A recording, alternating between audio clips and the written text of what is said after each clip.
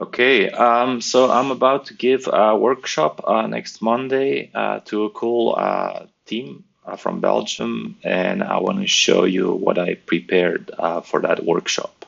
So if I zoom out here, you will see a lot of slides, and I'll just pick out some slides just to show you what it's all about. So for example, this is an exercise where we learn how to use the gradient tool.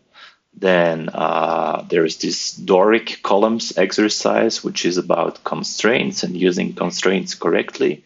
And note that everything has been updated to the new Figma user interface.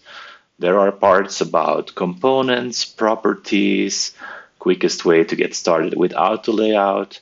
All in all, this is just a really extensive course to get up to speed with your team and to learn how to work together in an organization, how to utilize Figma in the best possible way for any company. So if you're interested, get in touch and we can talk about doing custom coaching, workshops, or anything like that.